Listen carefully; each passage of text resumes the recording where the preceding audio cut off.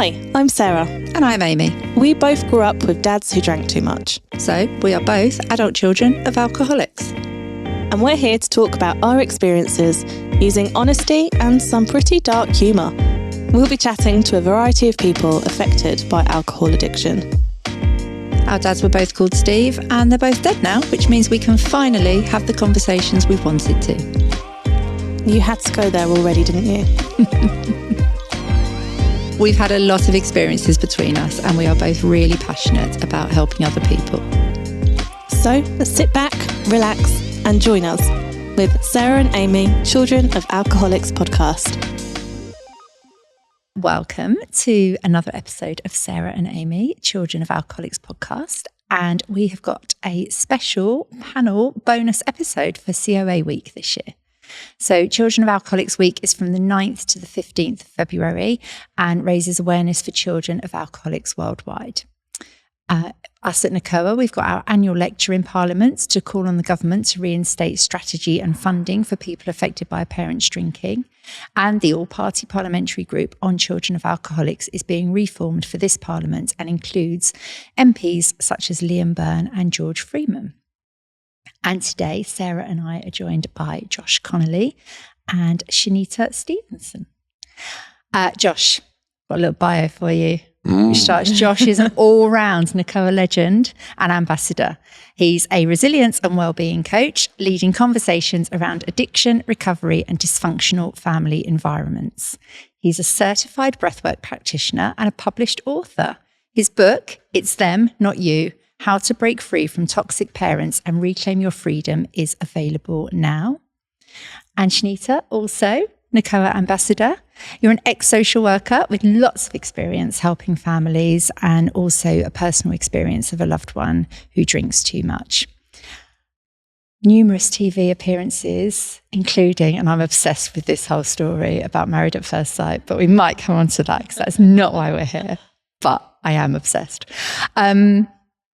So Josh, I'm going to start with you because Josh, you are walking from Bristol to Parliament in February to raise money for NACOA and to highlight the fact that there is currently no government strategy to support children of alcoholics. So you, NACOA, mainly you, because you're the one doing the walk.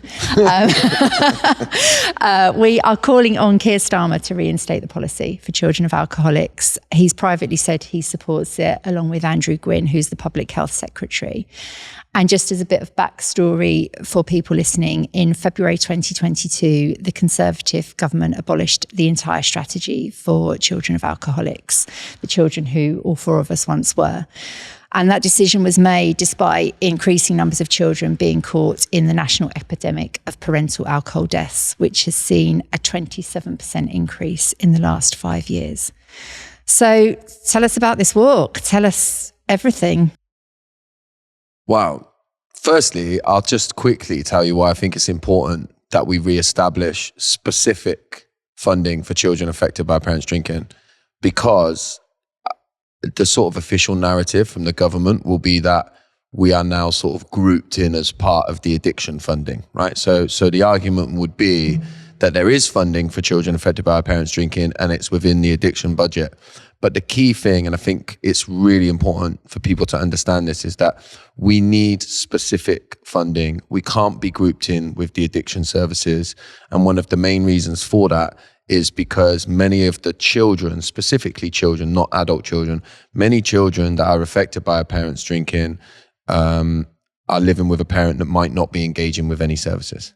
And so a child's right to support should not be dependent on whether their parents are engaging with services. So I think that's really important to understand. And I would argue that as much as we should all work together within the addiction services, I would argue that a child of a parent that drinks too much, his plight is slightly different to and needs separate space from people recovering from addiction. Yeah, we need to try and work together where we can, but then we also need a space where we can talk about all the things that we went through away from people that struggle with addiction, because we need to be able to explore the breadth of experiences. In terms of the walk, 2025 is my 10th calendar year with NACOA. So I've always wanted to do something. And so I came up with the idea of walking from Bristol to the meeting in the House of Parliament in February. So yeah, it's kind of to like mark my 10th year as a NACOA volunteer, and to raise awareness and money. And I love the way you're doing it as well. So we were having a chat earlier on that the whole concept behind it is that you do it on your own. Yeah. Because that's essentially what COAs do. Yeah. I want to do it like with no support, no help. I'm going to get up in the morning on the Tuesday and just start walking, to really highlight that that's what you have to do if you're the child of an alcoholic, right? We were sort of almost semi-joking about it, but when you actually get serious about it, that is what currently this country is doing to children of alcoholics. It's like, make your own way. Yeah. It's like, make your own way. Do you know what I mean? Get up every morning, not really knowing what the day is going to unfold like, and just get on with it. And just get on with it and hope for the best. And like, maybe one of the like positives of COAs is that we tend to find a way, don't we? I mean, if you look at NACOA, for example, and how long it's existed, with essentially throughout the whole time, apart from that little couple of year period with no government support whatsoever, we found a way through, haven't we? But so yeah, that's what the walk's going to be about. Amazing. Yeah, so NACOA celebrates its 35-year anniversary in May this year as well. Is it 35? It's 35 That's years. incredible. It feels like yesterday it was 30 years, the 30th year. Yeah. Wow, amazing. But it's been a big part of your, I hate the word journey, but essentially NACOA has been a huge part of your... Yeah, NACOA changed my life. Yeah, it changed my life when I found NACOA. I went to NACOA as an alcoholic in recovery who thought, I can't wait to tell NACOA all the stuff I know about being an alcoholic, and then quickly realized I'm actually the child of an alcoholic as well.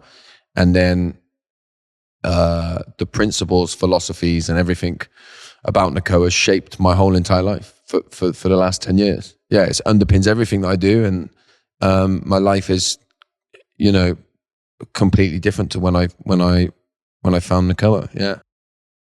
And Chanita, thinking about the drug and alcohol strategy, and you're an ex-social worker.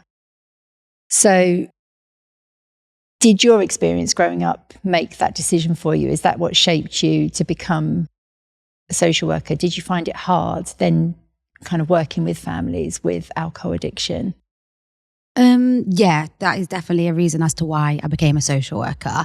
I've faced many a challenge, as we all have, growing up, through different reasons, especially one, my parent being an alcoholic.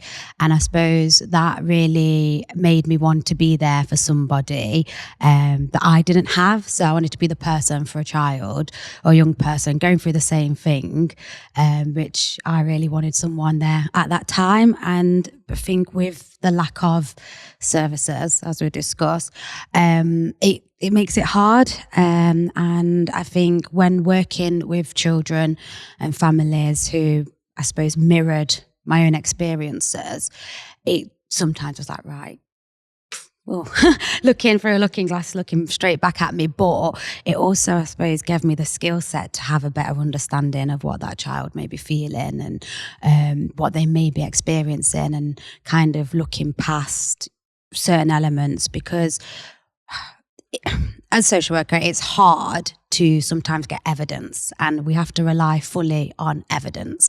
So it may be that there's a referral in and the parent is said to be alcohol dependent, and you're investigating that. Mainly, we're listening to the child's voice. And as we know, if you're a child of alcoholic, you don't always speak out for numerous reasons, whether that's you're scared to, or you might not fully understand what's going on, or you just don't want to seem like you're bad-mouthing your parent. Like it's not very black and white, it's very complex. So it can make it very difficult to sometimes get the service and support in place that you would like to, because you can't get the evidence. A lot of parents can be high-functioning alcoholics, and with that, they're going to work, they might be meeting their children's needs, but then, they're getting absolutely wasted every night. I think each child has very similar experiences, but they also have very different experiences given the dynamics within the home, how that parent is when they're drunk, or if there's a protective factor in the home. So it gets quite complex in actually pinpointing evidence in it all and being able to put the services in place. Because, for instance, if there is a child that needs that support, I try and sign, obviously you work with families long term and you do certain amount of work, but there needs to be specialised intervention with drug and alcohol. And if you signpost a child to a service that can offer that, but then their waiting list is like 12 months, you're stuck between a rock and a hard place because you're trying to get the support in, but then you can't. And you can do the training as a social worker, and I did that, but also that child needs that one-to-one with someone that's fully trained, specialised, and can give that child the best support possibly that they require. I know with a lot of the schools outreach program that we do, and it's a question a lot of the time, people will say, well, if they've got a parent who's addicted to alcohol, they should be removed from that home. And actually that's not, I mean, that's not the case in terms of resources and the way that the system works. But actually, for some of us, our parents were alcoholics, but they were meeting those needs. And I was going to say it wasn't that bad. Obviously, I don't mean that, but we don't all have the dreadful stories or fit the stereotype, which definitely is a massive barrier then to either asking or accepting help or being offered help. No, definitely. I think with that, sometimes when people are, right, just take them. No, like as a social worker, your job is to keep that child with their family. Like the best thing for a child is to be with their family, unless obviously they're at risk of significant harm. But that's their identity, that's their belonging. Like there's so much to that. That's why they need to be with their family, not just picked up and taken. It's about getting to the root of the problem. Why is that parent using alcohol as a crutch and a coping mechanism? Why, is this happening within the home? And it's really digging deep and having a holistic approach and looking at all the dynamics. And like I said before, you might have mom that is an alcoholic, but dad's a protective factor. Dad's not an alcoholic and dad can care and step in and take control. You might have grandma that's there every single day doing X, Y, and Z. It's a lot more complex to it. And also the difference can be the age of the child. A child that's 2 and a child that's 15, a 15-year-old can meet their needs and have independence. A 2-year-old cannot. So it's that factor also. Like a 2-year-old can't do anything. They're fully reliant on that parent. Obviously, if that's a single parent and they're an alcoholic and they're, putting their child completely at risk, then you're going to put even different interventions in than a 15-year-old. And also the other factor is if you've got a case and it's Section 17, child in need, that's voluntary. And if you can't get the evidence to, push that higher to Section 47 to show that this child is, at risk of significant harm, then the parent can, like you were saying, they can choose not to be involved with social services. And that creates a barrier then also, because then we can't get in, or the parent's just not opening the door. Yeah. So people sometimes look at things so black and white, and with social services, they get a lot of stigma. It's not always portrayed great on the media either, but sometimes people need to look deeper into what that looks like for the child. We're not just going to pick a child up and take them and make their life even harder and worse by dragging them away from their family, which is all they know. But it's that thing where you know that and say you didn't fulfill that criteria. I would never have come under the radar. I would never have come on the radar of social services. Yeah. But that's not to say that I haven't been hugely affected by my experience. Definitely. So I think the two things have to sort of sit alongside each other, which is, okay, it's not that bad in inverted commas, but actually we still need to educate children around the fact that this has happened, this is a thing, and there is help available for you. Oh my God, yeah. I'm the same. Yeah. Like, do you know what I mean? I didn't have a social worker. There was a lot of work that needed to be done within my household. And I've got some stories. And it is very much, I suppose that's where it is looking at, I suppose, case by case, but understanding, like you said, it doesn't matter if it's on the lower end of the scale, this child is still being impacted heavily, whether that's emotionally, physically, psychologically. There's so many layers to it, and I suppose that's why as well schools need to do more also in terms of educating from a younger level, from a younger age, so that it's like, you know what, actually what's happening at your house isn't okay, because when it's a young child, they don't know any different. That's what they've been brought up. This is their life, like, so they don't know, you know, Billy and Sarah that's in their class is living a complete different life to them, and you know, at a young age you don't necessarily talk about these things. So it's about, like say, educating the children, doing more to put services in place for adults, and like you said, it's not just if the adult isn't getting this support, making sure that, you know, the child is. And there is lack of services available, unfortunately, where it just pinpoints the child, because I had it where I would be we had one, obviously in Derby, we had one place called Aquarius. They're like the main service that do drug and alcohol. I would signpost parents to that, whether you know, like I said, if they're lower level and you can't force them and they choose not to, then they could then, you know, unfortunately impact then if their child's going to go to that support, because, you know, it's the adult that's got to open the door or not, or it's the adult that might need to take the child. So there is a lot of control that adult has in regards to their child. Whereas if we look at more, how can we support, educate, and, you know, help this child as much as we can without the adult, then that's where the shift will be. And then it isn't, you know, just looking at who's at worst risk or who's impacted the most. It's everybody's getting the support where they need it because they deserve it. Yeah, that's really difficult as well when the adult's in denial or perhaps lacks accountability and all of that. It's really difficult. They gatekeep all of that, don't they? So how do you get through to that? Well, that's the thing, isn't it? It's like you can't, unless someone identifies that they have a problem. And some people don't, like I said, high functioning. If you've got someone that's a lawyer, high-end paid job, they go to work every day, but then they drink a whole bottle of wine at night, they seem very different society-wise. They seem very different to somebody that might not be employed, but they're drinking, a whole bottle of wine at night.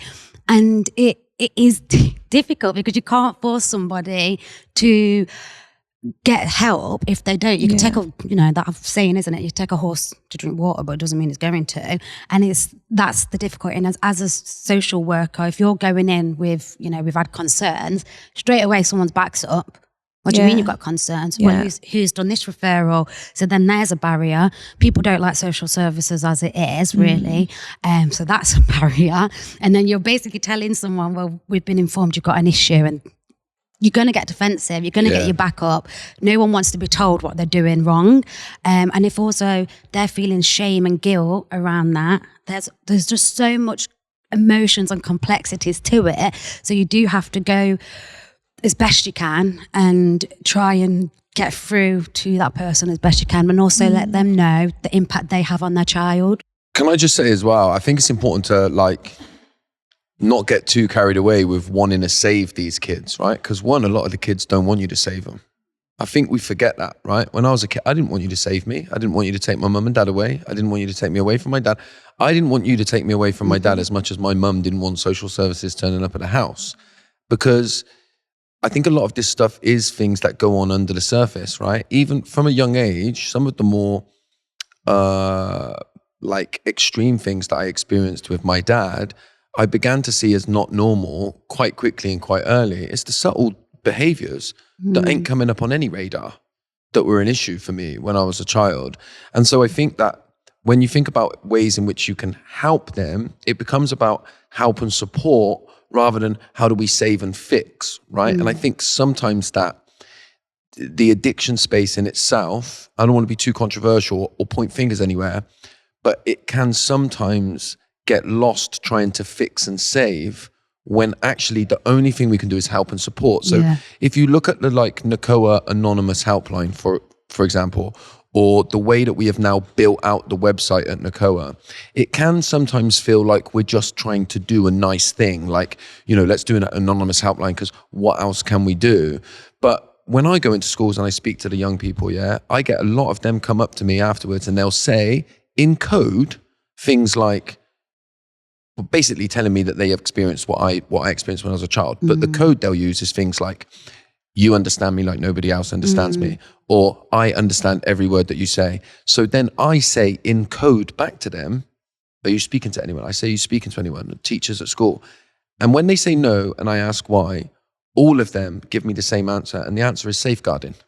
Because they know my problem's my mum. If I tell the school that the problem's my mum or my dad, the first thing the school have to do is phone my mum. Yeah. And I don't want that. So they're pushed by definition to silence. So then when you have an anonymous helpline, which I would never have called as a kid, by the way, because I wouldn't have believed it's anonymous, I wouldn't have trusted it, and I would have been paranoid that somewhere along the line, somebody was going to be able to know that I'd done it. But as a kid, what I might have done is gone onto the website or gone onto the Instagram in today's world, gone on social media and seen these stories and started to get an understanding that my experience was something that I'm not alone in, and that is not really normal and I shouldn't be experiencing. And I think just quickly that when I first started doing stuff with NACOA, there was a lot of kickback in the addiction space. We would hear things, people would say, you shouldn't speak to children in isolation, as in you shouldn't interact with them and engage with them away from their parents. Our messaging of like, you're not alone and things like that were thrown away as being quite whimsical. But over the years, people have come to the realization that actually this kind of messaging is so important because you can't fix and save these people. And I think that we're still not there with understanding that and understanding what the solution is for helping and supporting kids, because actually a lot of it has nothing to do with even alcohol as such. When you look at the way that we support them, it's more to do with how do we make them feel seen, heard, and know that their experience is not normal, but that they can make positive moves irrespective of their life, where they sit in their life, whether their parents living with them or not, or et cetera, and stuff like that. But I remember the first time I read the 6 C's on the NACOA website, and I was unfortunately already in my 40s. Unfortunate because I don't want to be in my 40s. And also it had taken me that long to find them. But I just remember going, oh my God. And it sounds crazy now because I parrot them all the time to people, and it's become a huge part of actually lots of areas in my life. I apply the NACOA 6 C's too, but essentially being told that I didn't cause it, I couldn't control it, and I couldn't cure it, but that it was okay to communicate my feelings and make healthy choices that were just mine and mine alone was so empowering. Yeah. Even as, someone in their 40s who in theory should. And it's silly because I probably would have said that to a friend who was going through something else, but I'd never applied it to me and my situation. Yeah. And it's a national disgrace, by the way, that you've had to get to 40 and find that out through your own research. Yeah. When we know that there's 1 in 5 children that are living with a parent that drinks too much, right? This should be basic, fundamental stuff that we should be teaching every child in schools, because nobody loses if we do that. No, it should be basic, fundamental, and it should be in infant schools and junior schools where we should be starting it. Yeah. And some people say that's too young. And I say, it's not if you're going home to a parent that drinks too much. No. And especially if it's done in a child-friendly way, Exactly. like age appropriate. And what you were saying about, speaking to someone in isolation, obviously as social workers, we do that. So we will either take the child away from the home, like if doing care and stuff like that, you can go and maybe take them for a milkshake or whatever, or we'll go visiting them in school, because we understand the importance of going to see them away from home. Because if you go see a child in home and their mom who drinks is upstairs, they're going to be even more fearful because they're like, she's listening. And a lot of the time the parents are trying to listen because they want to know what their child's saying. So we do recognise the importance of that. However, like you say, it depends if they're ready and want to be able to open up. It might be as well that the parents told you not to trust social services because you're going to get taken away. So that puts a fear and fright into them. I had that. Yeah, like you're scared. And I suppose from my own experiences, I suppose that really was going to say helped, but it has. Well, the family adapt, don't they? So you learn not to talk, you learn not to trust, and you learn not to feel anything. Yeah. So that's what you do. That having that experience has given me a different skill set, maybe to someone that was my colleague who was fortunate not to have that life. And it's about how then you approach, and that's why direct work is so important with how you connect with that child and get them to understand you are there to to safeguard them and to help them as much as you can. And how you've had people in code, Josh, say to you, like, I'll speak to children and young people, and it's the look you get, like there's sometimes like, how does she know that? And like you recognize that. So I suppose it's being really in touch with picking up them signs and understanding what a child might be trying to communicate with you. Which you do, I think, naturally, don't you, as a COA? You're so highly attuned and highly sensitive to emotions and to like auras from people. But I wouldn't have rung social services. I wouldn't have said anything to anybody at school. I was so complacent with what was going on and absolutely adored my dad. Like, there was two sides to my dad, sober side and drunk side, and the drunk would just take over more. But I had so much loyalty to him and this huge like protection of him that I didn't even want out of family members knowing. So I would always like defend him and defend his behaviour. And I hadn't never heard of NACOA. It weren't until I heard you talk, Josh, at a mental health seminar, that I actually identified with an organisation. And you're absolutely right about listening to other people's stories and listening to their experiences. I have found actually just as important as therapy for me, because I've been able to connect and identify with other people who have had similar experiences, and it makes you feel less isolated. It makes you feel like you're going less insane, and it helps you also make sense of emotions that you're having. So couple that with, and I have been fortunate, I know not everybody is fortunate to have therapy, but I've been fortunate to have had access to that. But I would say the NACOA community for me, and just having access to those resources online and listening, has been such a light bulb moment. I remember listening to you talk, coming away that evening and saying to my husband, there's a charity for people just like me. Like, I never ever knew they existed. And then just scouring the internet and looking at them thinking, oh my God, there's other people that are saying exactly the same as me. And it's that, I think, is just getting that out there is such a powerful life-saving resource, because then it makes you think, oh, actually, I can get help, and maybe I can talk about that, and I can open up more. And I know Amy and I joke, we have a lot of dark humour about, we can talk about this now because our parents have sadly died. But I wouldn't have probably opened up if my dad was still alive. Yeah, I wouldn't have done it. But that's a really important point as well, because people will sometimes say to me, particularly people whose parent is still alive, that I hope that one day I can be as like open as you about it. And I'm like, I'm only able to be open about it because my dad's been dead a long time, right? It feels like the ultimate act of betrayal to speak about the bad things about your parents.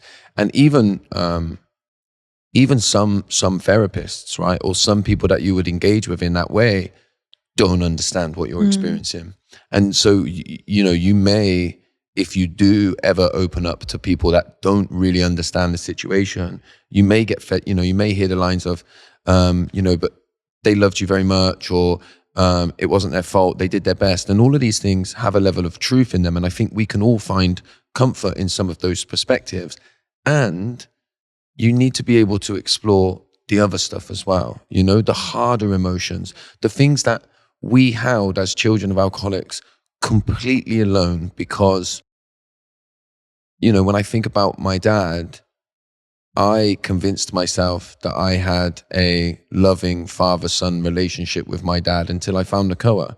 And then eventually I had to start to realize I made up a story about the relationship with my dad because my relationship with him was actually too painful to bear when I looked at it in reality. And my reality is I don't remember any good things with my dad. I just remember a scary man. But that's my truth, right? But for most people, that makes them uncomfortable. And I remember the first time I ever spoke to Hillary at NACOA, and I remember saying, I feel like my dad let me down a little bit. And I remember her saying, yeah, that makes sense. And then she left a silence. And that was the first time ever anybody had left a silence and said the way that I felt made sense without needing to wrap it up in a nice bow and go, but don't, he didn't mean it, or it wasn't anything to do with you. She just let me have that feeling. And as a COA, there's so many big, difficult feelings that you never get a space to have, that people don't wrap up because of their own discomfort. So I think like when you get community with that's why when people, I think, find NCOA, you see them light up and you see them like, I think all of us here have done it, right? Where you find NCOA and then it's almost like you just become obsessed with like... Oh yeah, you get the T-shirt, you consider the tattoo, like you are literally like, I'm going to move to Bristol. Yeah, but it is like that, isn't it? Really because you've spent your whole life entirely alone with your experiences. And I think that, like, again, if we come back to like the help and support, rather than being how do we fix and save children of alcoholics, is how do we help and support them? How do we let them know, not in their mid-40s, how do we let them know when they're... Whoa, early 40s. Did I add mid in? But even adulthood, I was 25 when I found NCOA. That's too late. But they should know at 5 or 6, you're not alone in this experience, right? You're not crazy.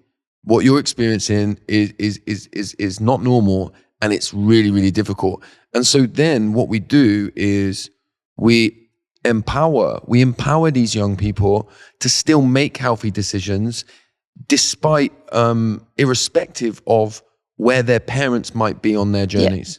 And I think like that's the bit that I think at a government level, a policy level, for whatever reason, which is probably a whole nother tangent we don't need to go into, but that's the bit that they haven't got to grips with. I think that's the bit the addiction space hasn't got to grips with.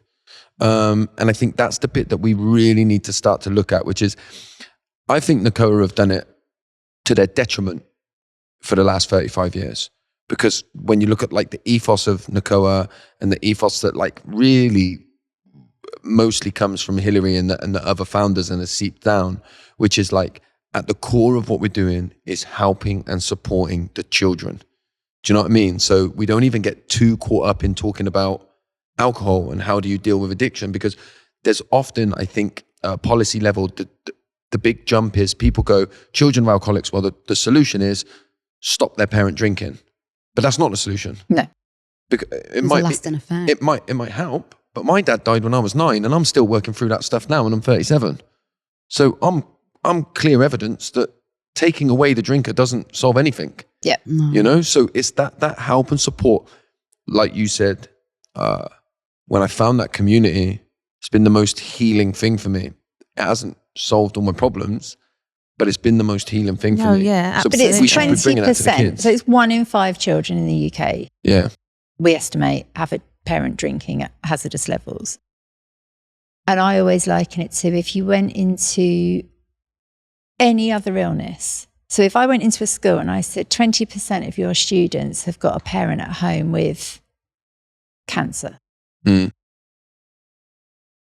God, the support and the empathy and the conversations and all of the extra stuff that would be given.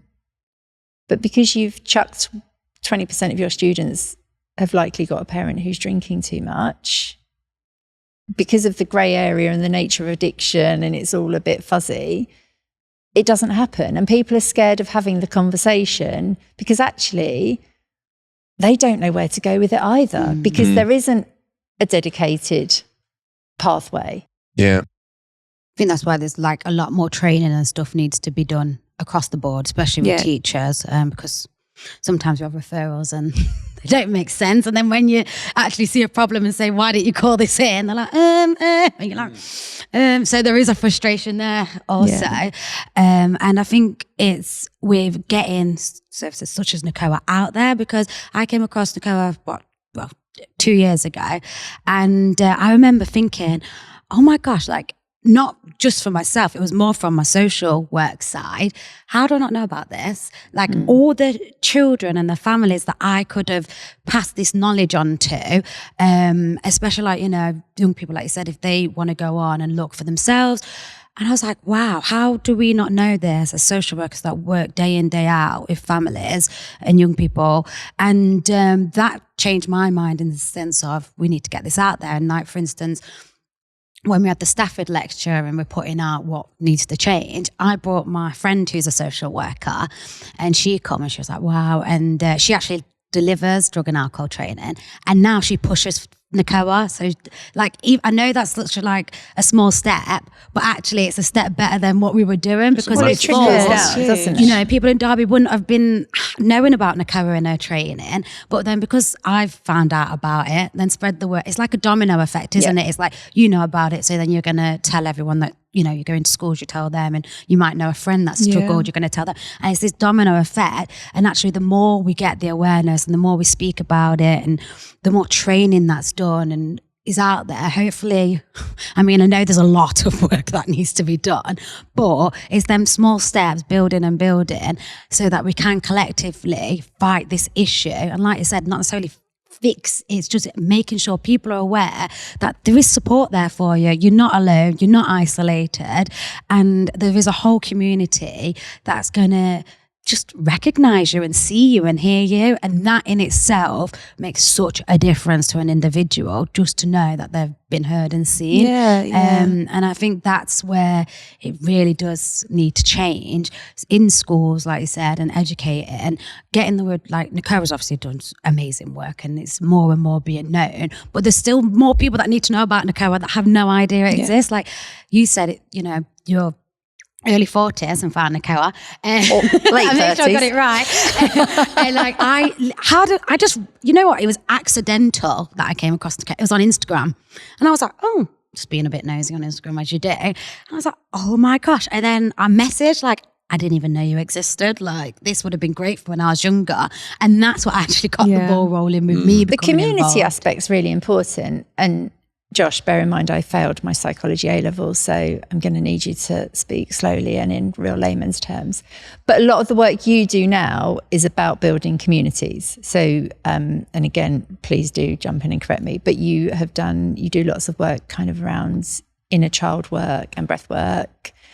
And obviously you've written your book about actually it's okay to remove yourself and put boundaries in place in terms of relationship with parents. So could you just take a moment and explain all the different, you know, we kind of chuck the word therapy around a lot, and actually that can mean really different things and not one size fits all. So again, bear in mind, absolutely failed that course. All right, you want me to talk slowly? I don't know if I've got that in the book, but I'll try and do everything else you asked me to do. But like, what's the difference between them all? What will they bring? What will, you know? I think somatic work's really important. So when I talk about somatic work, I'm talking about work of the body, right? The soma.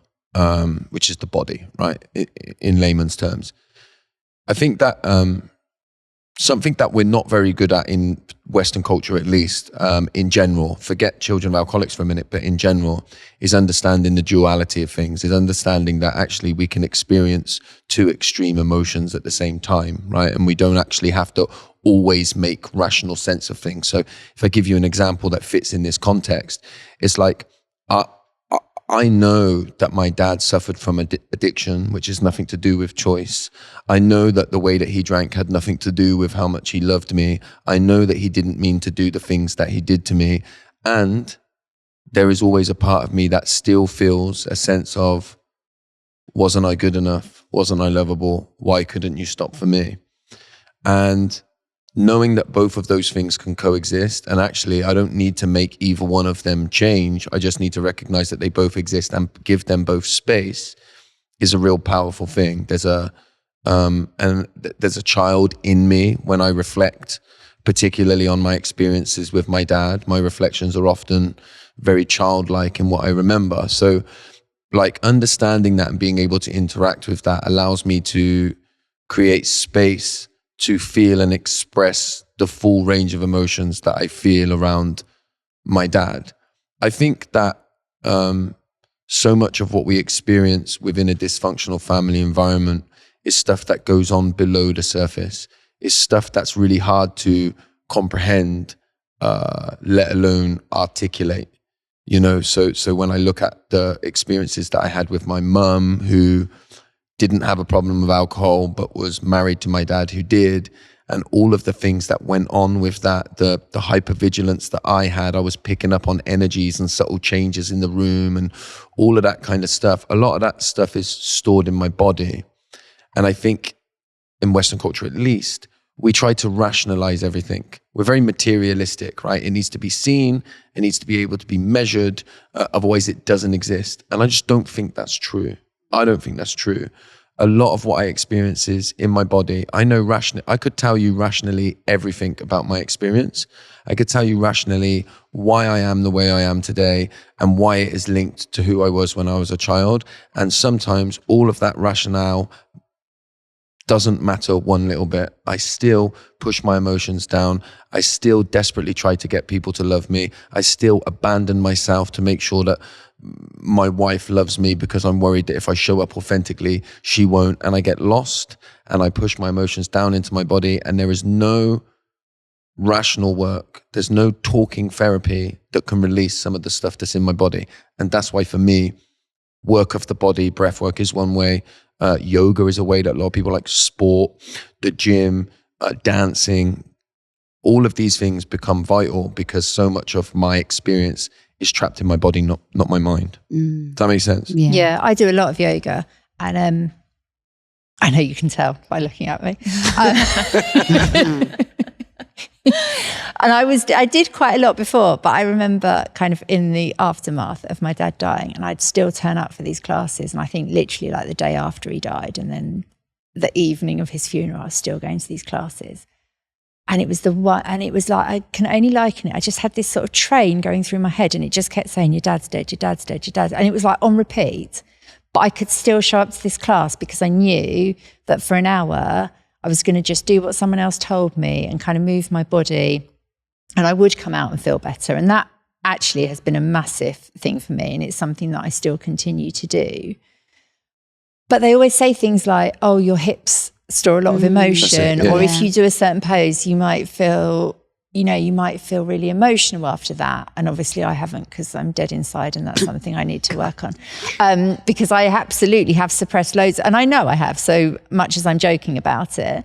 But it's a huge part of that kind of philosophy, is that your body does retain all of those things. It does. Yeah. Do we act subconsciously when we retain all of that emotion then? Is that, I mean, that might sound like a really silly question, but yeah, we do. Act? When you get annoyed with your kids, anytime you get annoyed with your kids, you're subconsciously projecting something about yourself onto them. That's something I'm working really hard on at the moment. Powerful. How many kids have you got? 2. How many have you got? 2. Think of the one, you don't have to say it publicly, but think of the one that annoys you the most. Right? Changes. Think of the ones that annoys you the most. All right, think of times when they annoy you, right? Try and think of one quickly now. You don't have to tell me. I don't want you to tell me. Think about that trait, what it is that they do that annoys you. So I'll give you one of my 6 kids. So I can use one of mine because they'll never pick which one it is because there's so many of them. One of the things that really annoys me about them is their scattered mind, right? And that really annoys me because they leave things around the house when I've told them 3 times to put it away. What do I get in trouble with my wife the most for?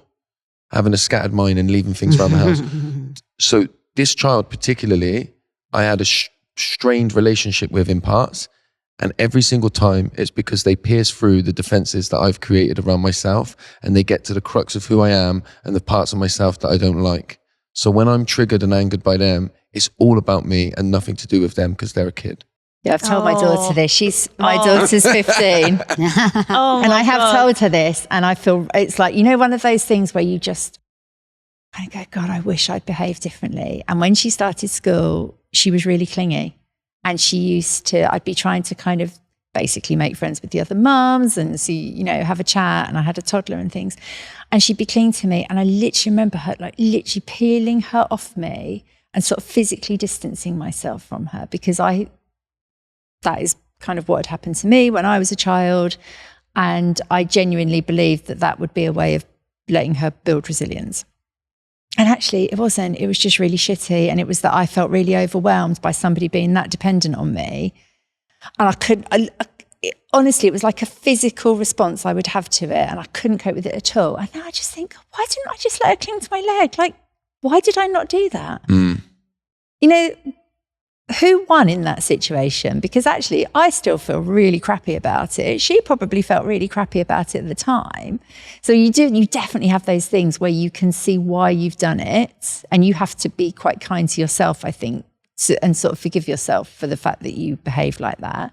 Acknowledge that you did, and that you probably wouldn't do that again, and you would try and learn from that experience. But yeah, I'm in this definite process of sort of acknowledging that maybe some of my responses to things as they're getting older as well, and they're, you know, it's annoying, they get in their own minds and they've got opinions and they're not the same as mine. I'm totally guilty of all of that though, and it's something that I've really recognised in myself lately, and I'm just really interested around how we act subconsciously and whether that has anything to do with emotions that are so deep rooted.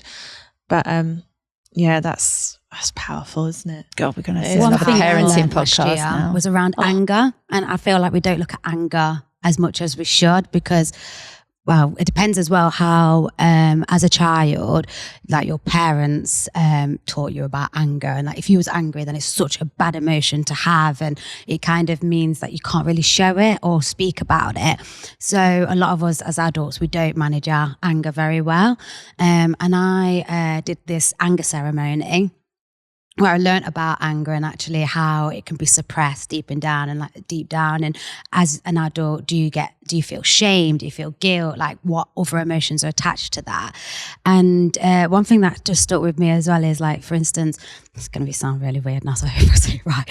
So, you know, a gazelle, if they're running and a lion's after this gazelle, and luckily the gazelle's got away from the lion, and after they shake their whole body because they've been fearful in that, and it's just getting rid of it and it shakes it off, so then they can go about the day, you know, doing gazelle things. Whereas if you have, say, the anger put on you and you don't necessarily shake it off, it's then just stores deep within, like the subconscious, and then it will come out at a later date, or it's just something really, really small and then you blow up.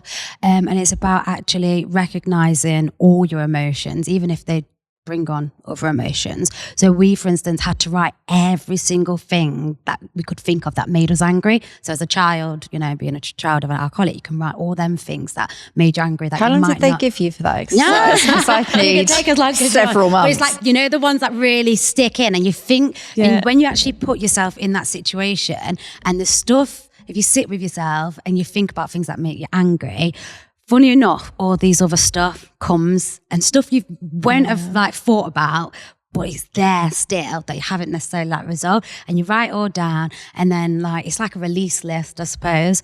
You write all down, and then what we did was beat the crap out of pillows. So then you do that, and you think of all the people that have peed you off, whether that's your parents, your boyfriend, your bosses, anybody, anything, your friend that did the dirty on you, and then we had a bat and a pillow, and then you just smack the pillow and you get it out, and you could be like, you know, F you, blah, blah, for doing this, that and the other, and you screaming it out, and it doesn't matter who it is. But when I tell you the raw emotion that comes from you, God knows where in that body, from your hips or whatever, it comes out, and the way you feel after is ridiculous.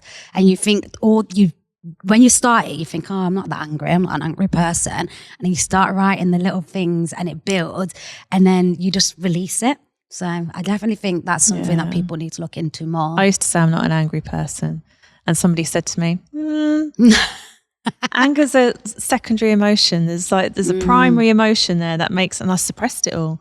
I suppressed, but the anger was coming out differently. Yeah, definitely. The anger was coming out differently. 100%. It definitely comes out differently for women as well. Yeah. I think if you look culturally in the West, boys are allowed anger. Yes. Right? If you get an angry boy at school, it's seen as relatively normal. And I always give the example of, if a 13-year-old boy throws a chair in a lesson because he's angry, has an angry outburst, he'll get removed, put in isolation, and he'll probably be allowed back in the lesson next time as long as he toes the line. He could do that pretty regularly throughout his whole school life, and it would be seen as relatively sort of normal as long as he toed the line. And then I always say, how many times could a 13-year-old girl throw a chair in a lesson before she found herself in front of a GP with everybody saying she must be crazy. You haven't seen how angry she is. So what you tend to find, and this is something that I find with a lot of the work that I do in a child work, a lot more, obviously this is not a hard, fast rule, this is just a trend. A lot more women have an angry teenager that they need to get out because their teenager was never allowed to be angry. Girls tend to turn it in on themselves. The problem must be me. I need to change the world. Whereas boys are allowed their anger. So lots of boys grow up to be men that are angry at the world and violent and point to the world and say that the world's the problem. So when you start to add in those that context to what they're experiencing at home, which is normally a home in an alcoholic home where the only person that's allowed big emotions is the one who has the problem, the alcohol problem, everybody else must suppress and push their emotions down. You often find that they come out of us dysfunctionally. I remember saying at Nakoa, I don't think I've ever been angry at my dad. And I was fighting at football every weekend.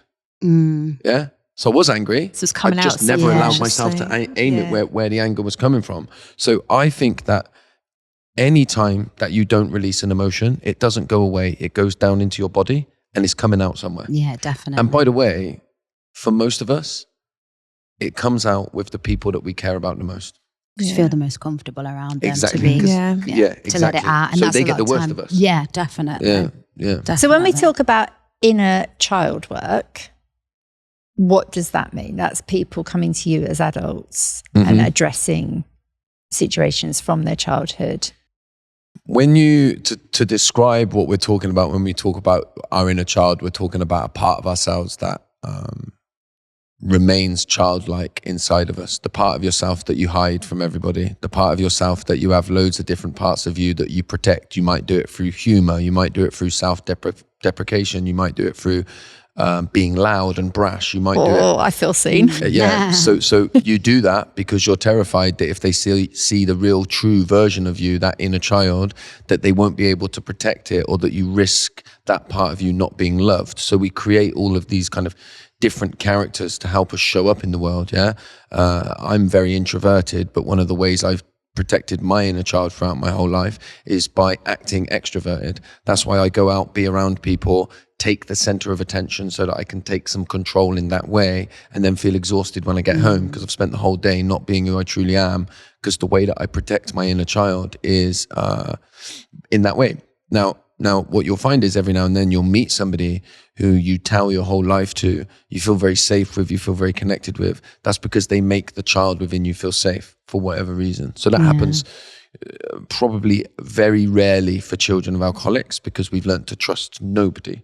So inner child work is about reconnecting with that part of yourself, finding out how you can make it feel safe, and then also learning to love all of the parts of yourself that exist in order to protect that, from the critical part of yourself to the judgmental part of yourself to the selfish part of yourself to the funny part of it. All of these parts have all played a role within your life, and that role has been to protect that part of yourself that should have been loved when you was a child. Because I'll try and say this as quick as I can. Your value is innate, right? In that you are born with your value. Your value in the world is not dependent on what you achieve and what you do. A good person doesn't have a baby and think, I hope that one day you do something so that you become of value. They are of value the moment they come out. They are of value and they are loved. That is innate. The job of a parent is then to spend those initial years installing that sense of love and value in that child, so the child doesn't have to go out in the world and think, how do I become of value and how do I become lovable? They know I am of value and I am lovable. When you grow up in an alcoholic home, you almost certainly do not get those two things. So you spend a lot of your life trying to be lovable and trying to be valuable, rather than just being yourself and risking some people not liking you and some people liking you.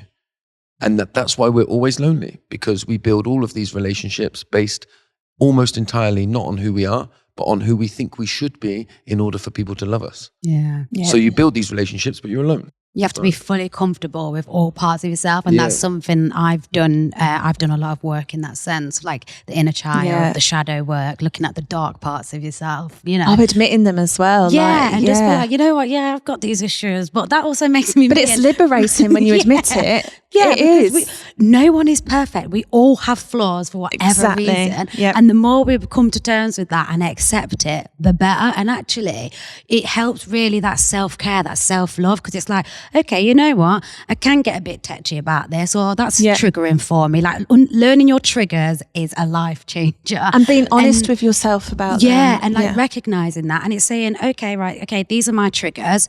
Okay, I'll monitor that and maybe make, changes to not get triggered as bad. But that's also okay, because I have all these amazing parts of me. Yeah. And like you saying, it's not about that because you got them flaws or them things trigger you, that changes your value. It's you are valuable. Like you are you're an individual, and it's empowering yourself to know that I deserve good things. I deserve a life like everybody else, and it's accepting that. And I think once you do look into your inner child and the darker parts of you, it really does help with your journey and that, just supporting yourself and loving yourself. And, if A, B, C don't like you, that's cool, because D, E, F is going to, and it's about like finding them people that do really cherish you for who you are.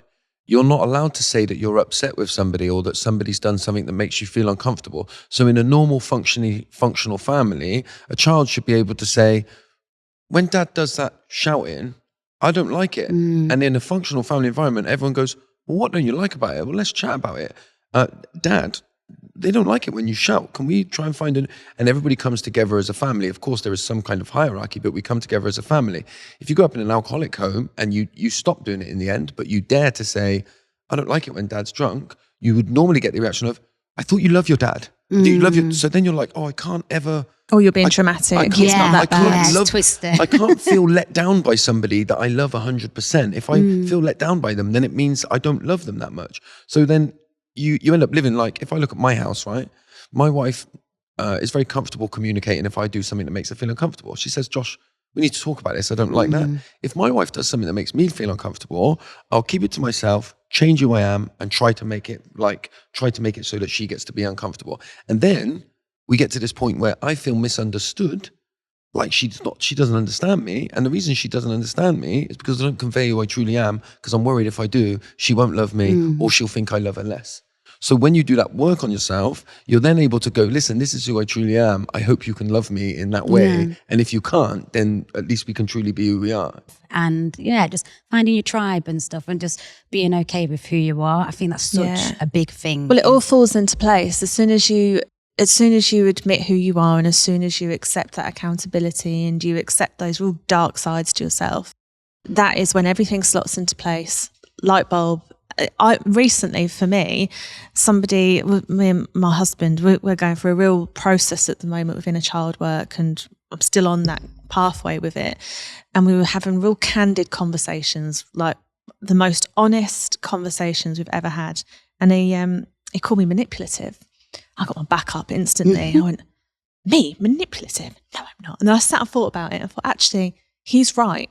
And I got so angry at that because I knew he's right. Like it got my back up. So, but that minute, and he said to me, he went, it's not in a bad way. He went, but you manipulate situations. And I thought, I know where that's come from. That's because you didn't have any control when you was younger. Yeah, when I was younger, I used to manipulate my dad. And think, well, if I just say this and I word it like this, then he won't get so angry and he might not be so drunk.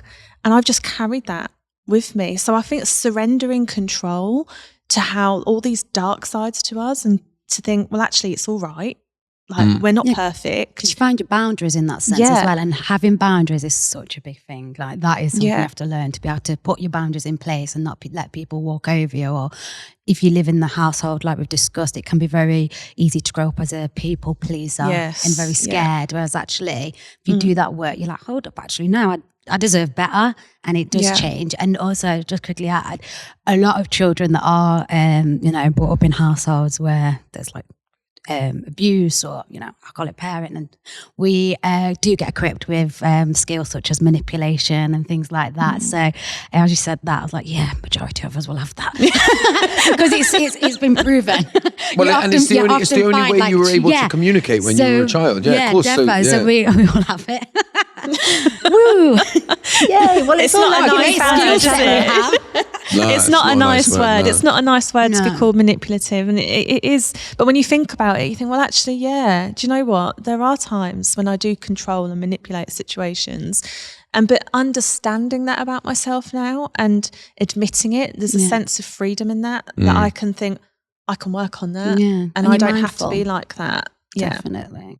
A lot of narcissistic people come from them households too. But that's a different time. Well, I'm super happy to have found a tribe that includes the three of you. Yes, definitely. Likewise, yeah. Absolutely. And I think all of us can agree that Nakoa has demonstrably improved all of our lives. Yeah. 100%. And we would massively encourage anybody who's struggling to get in touch. And as Josh said, that could be a helpline. It might be the personal experiences. It could be the message board. It could just be following Nakoa or any of us. Probably not me. I've got about 3 followers. Any of these guys on social media, and just find your tribe that works for you as well. Josh, Chanita, thank you. Thanks Thank for you. having I us. loved it, yeah. Thank you.